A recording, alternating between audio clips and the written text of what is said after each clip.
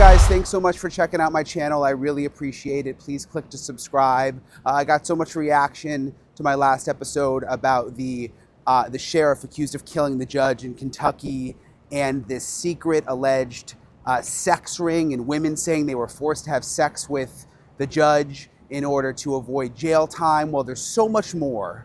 There's so much more. We got this audio recording. It's a recording where state law enforcement is interviewing a woman, and this is long before the judge was murdered. And the woman says that she saw an inmate having sex with the judge. What did state law enforcement do about that? Did they do anything? What is going on? Is this all just a huge cover-up? I'm looking into it in this episode of Brian Entin Investigates. Hey everybody, thanks again for checking out the podcast. This is Allison Weiner, who you also see here, who is the producer that I work with, who I went to Kentucky with for the story about this sex scandal and everything else that we uncovered, and a ton of corruption. It's funny, we're both in hotel rooms, Allison, which is basically the story of our life because we're always on the road for these different stories. But real quick, a quick recap. Sheriff Shawn Stines shot Judge Kevin Mullins. This was September of last year in Letcher County, Kentucky. It was on surveillance video. There was a camera inside the judge's chamber, and you saw the sheriff go in and shoot the judge, which I've never heard of a sheriff shooting a judge before, which is one of the reasons we started digging into this case. I interviewed, along with Allison, Taya Adams, who was in my last podcast episode, who said she had sex with the judge countless times when she was in jail, when she was trying to get out of charges, that this was just a common thing that people did. It was widespread. Listen again to a little bit of what she said. So, I mean, you're saying it like it's so normal, but I just want to make sure. Yeah. So the judge would have sex with inmates from the jail? Yes. And you saw it? Yes. I was part of it. I was one of them. Not just from being in jail, like coming in off the street and seeing them. Yeah. How did they keep it a secret? It wasn't a secret. Wasn't a secret. Why did you feel like you had to have sex with the judge? Because he's the one with the power.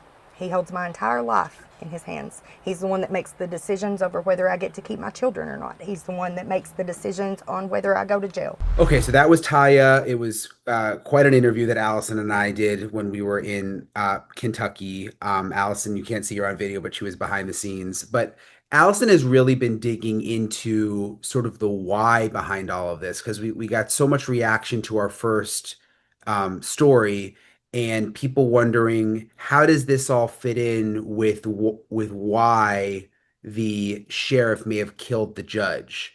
And there's lawsuits, and there's a lot to it that Allison has dug into. That's why, sorry, I've been talking a lot, Allison. I want to let her talk. I mean, walk us through that. I mean, why? Do we know why? Well, we kind of know why, and I think we're going to find out more. I mean, we haven't actually heard from Sheriff Stines' lawyer in recent times, and he's getting to the point where they're going to divulge exactly why. But a lot of it has to do with the fact that Sheriff Stines was the only person filed against in these civil rights lawsuits. There were like 2 inmates who filed a civil rights lawsuit, and this is what made the state of Kentucky start to investigate this whole scam, or scheme, I should say.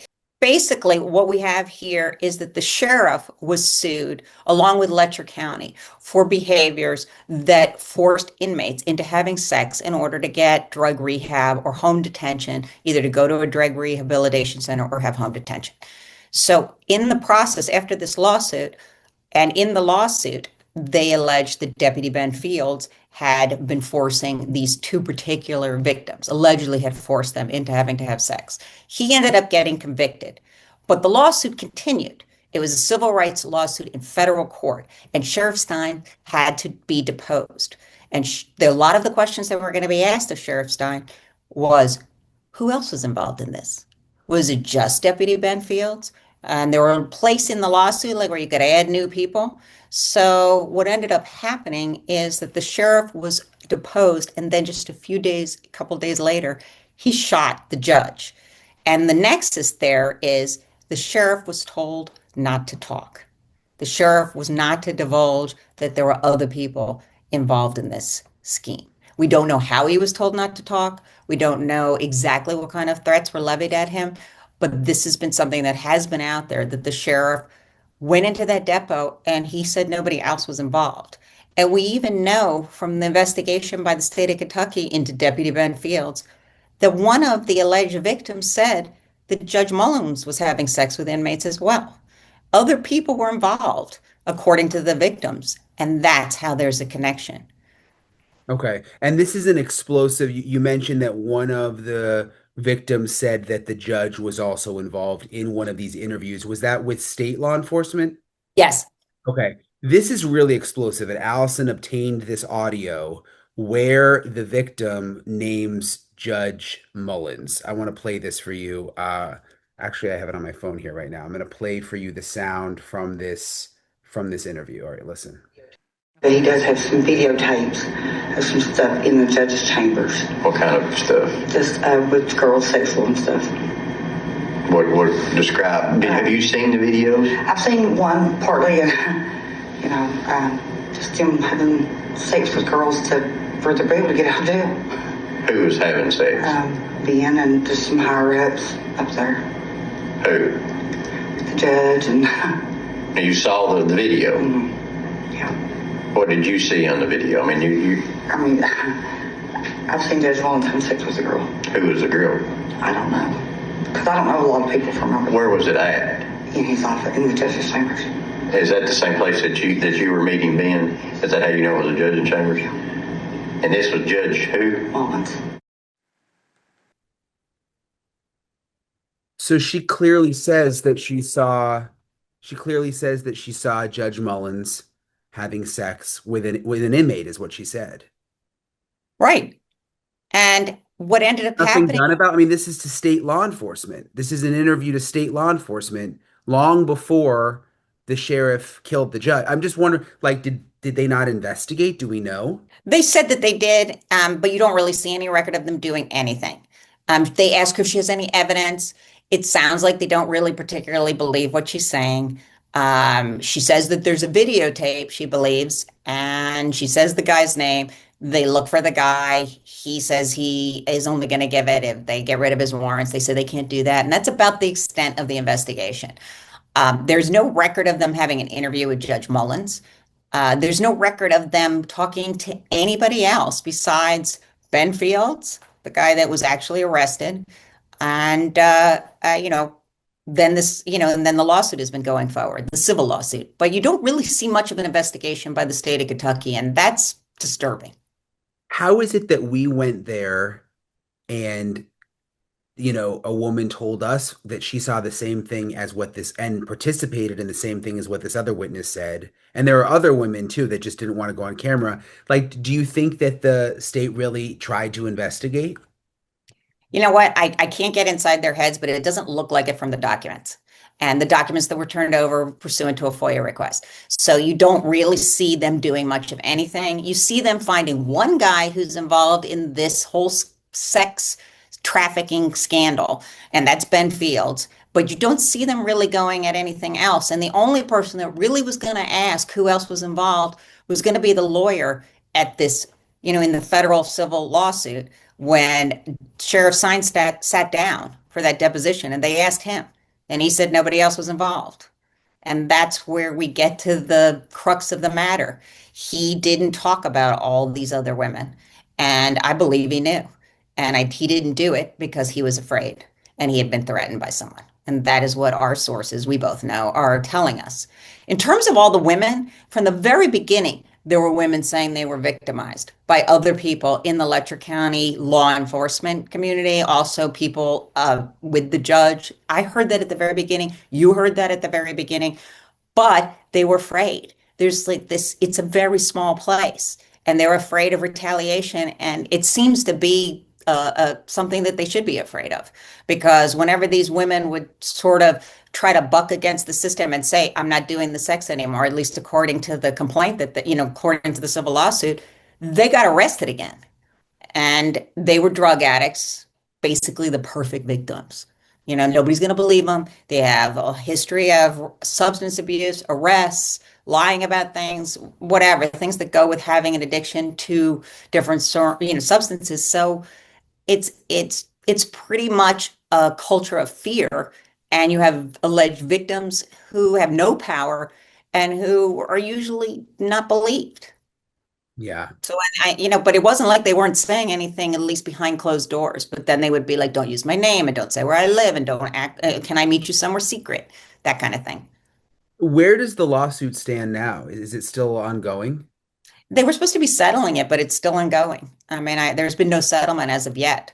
And for a while, it was stayed pending, Sheriff Stines' criminal proceedings, but it was supposed to be moving forward. And a while ago, it was supposed to have a settlement, but nothing's happened. I mean, not that we haven't seen anything reported, and none of our sources are saying that it's been settled. But I got to tell you, it's really eye-opening to talk to the women that we talk to. I think you agree. Like, I mean, don't you like that? And to listen to these stories where they've been so victimized that sometimes they don't even realize they've been victimized. I Yeah, mean, no, for you sure. know, And like you said, they are the perfect victim because they've had these addiction issues. They have, like even Taya told us, like, wait till you see my record, how long it is. I mean, they admit that they've been in and out of jail. It was just talking to people that they've all been in the jail, it seems like. It's the weirdest thing. I mean, when I was in the jail, and it's like, oh my God, everybody's been to jail in this town, it felt like. But that's just, most of them have done drugs at some point in their life. They admit it now. And I didn't have any reason to believe that the woman we interviewed was not telling the truth.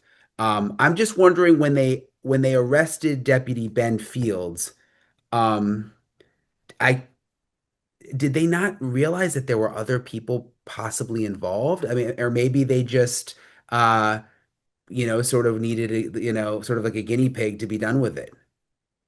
I think he was just like the tip of the iceberg. Yeah. And I think that they were like, let's wash our hands. We're done here. We've arrested somebody. He's going to go to jail.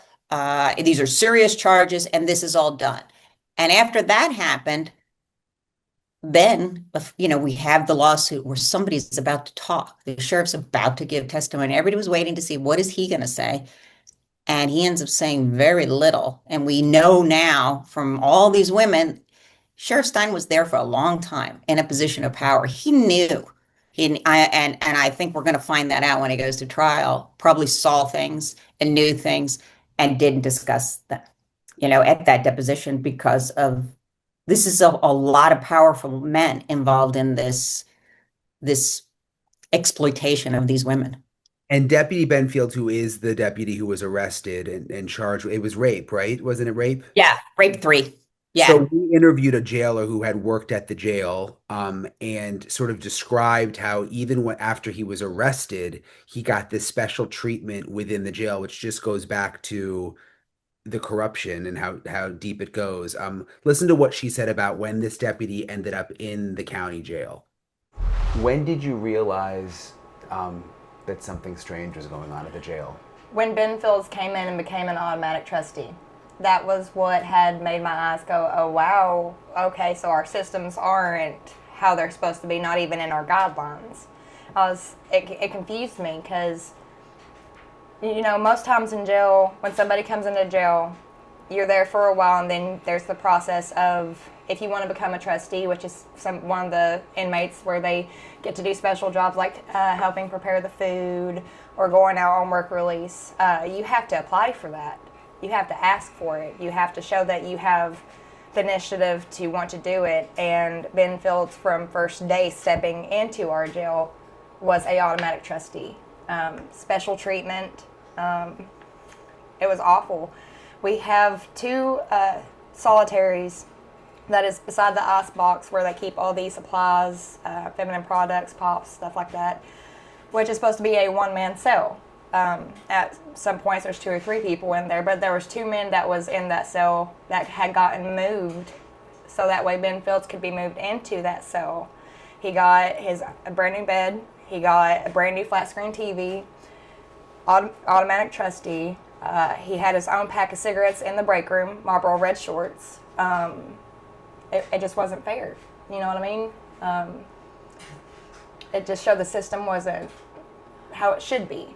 So just, I mean, that jailer was open with us about saying that shocked her the way that he got those privileges within the jail. She said also that she had heard about jailers having sex with inmates and them taking them into the courthouse to have sex. I mean, just crazy stuff. What do you think is going to happen next, Allison? I mean, obviously, I think we should go back. I think we have other people we want to talk to, but I just wonder, like, is this really going to be investigated by law enforcement? I think we need to keep the spotlight on Letcher County. And I think we need to watch what happens in Sheriff Stines' trial, how much of this whole trafficking ring is like going to be exposed. These women were allegedly given to friends of Judge Mullins and friends of Ben Fields. Ben Fields had a family member that he took one woman to that she had to have sex with. And as soon as the women would say, you know what, I've had enough, allegedly, they would end up back in jail or they'd get pulled over for something. So it's just, there was a culture of silence. And I think what we're going to find in Sheriff Stines' trial is we're going to get a lot of the answers as to how many people were involved in this and maybe who some of them are. And I think that we're going to be hearing from the lawyers. So everybody should really stay tuned to what you're doing next. I mean, for our next time, we're going to have an interview with Sheriff Stines' lawyer who's going to lay out and give us that nexus between this lawsuit and why Sheriff Stines allegedly snapped and did kill the judge. And I think that's where it's going. But we are so much closer now that we realize how much probably, that Sheriff Stines must have known about and that he was the only one. I think this is what everybody needs to realize. Sheriff Stines was the only one named personally in the lawsuit. It's the county of Letcher County, county of Letcher County, whatever. It's Letcher County, and which seems to be appropriately named, I have to say at this point. It is Sheriff Stines, and that was it. And other people are involved. So he was the one who was going to get blamed for everything that had happened to these victims. And these are just the first two. So who else is going to file? But I think that he had a lot of pressure on him because he was protecting or supposedly protecting a lot of other men who were involved in this. I mean, and these sex parties, the things that we heard about, I mean, that didn't just happen with a bunch of, the inmates had other people they were supposed to be having sex with. Yeah. It's pretty tawdry. It's pretty upsetting, but it really is mostly what it looks like is the powerful really exploiting the powerless. Yeah, 100%. And you mentioned it. I mean, hopefully we'll have an interview with the sheriff's lawyer soon, which I think will be able to clear up some of what's going on behind the scenes, what the motive may have been. And of course, he's getting ready for a trial, so I don't know how much he will tell us, but we'll see how we'll have something hopefully in the future. Allison, I appreciate all of your hard work. I'm sure we'll be back in Kentucky soon. Thanks everybody for watching. I just wanted to give you guys an update on what we knew, what more we've learned, what we learned about this lawsuit. I wanted everybody to hear that audio, and we'll keep you guys posted. All right, see ya.